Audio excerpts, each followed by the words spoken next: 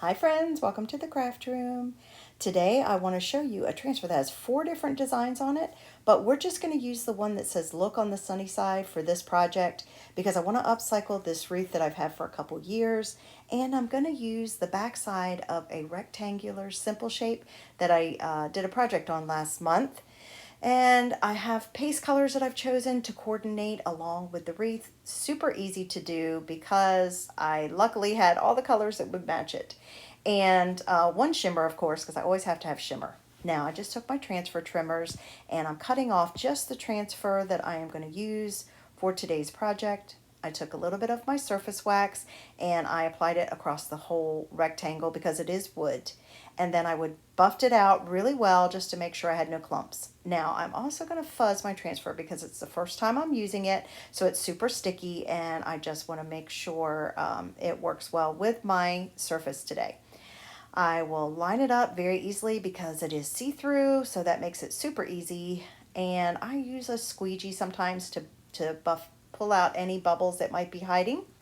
Now, my colors, I just arranged them in the way that I wanted to be able to apply them. And this first color I chose was Peony. I love that color pink. And this one is Wisteria. And if you notice, I'm pulling it back in between, and that is called Paste and Peel. That's just so my chalk does not dry in the silkscreen instead of on the surface, since I'm using multiple colors. That beautiful color was Peach Cobbler, and now we're on to Eggshell. Those two colors are new this year. And for the last egg, I just chose a pretty shade of yellow. So that takes care of all the eggs. It really makes the details pop out. I love how they look in the simple form. You could color them in if you wanted to, though. Now, for last but not least, I use my rose gold shimmer because I like to have a little bit of shimmer on all of my projects, and I really feel like it makes the words stand out. So here's my favorite part, peel and reveal. Look how beautiful. So what we're going to do next is figure out how we're going to display it. If you didn't have a wreath like I do, and you have a simple shaped base, you could easily set it up on that, or just go purchase a inexpensive wreath from somewhere that you could upcycle on your own.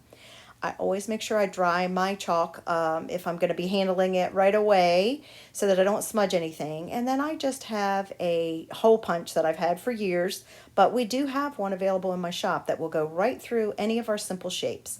Grabbed a little bit of twine that I thought would blend in very nicely with the wreath. Took a little tape and put it on the end. I do that just to kind of make it almost like it's threaded as a needle. Put it through the holes, and then I just tied one simple knot on the front, and that was plenty to hold the sign on. And the cool thing is I can change this out if I want to, or take it off at any time. So just cut off any excess twine, and then you are ready to have your wreath to display. Hope you like this project and it inspires you.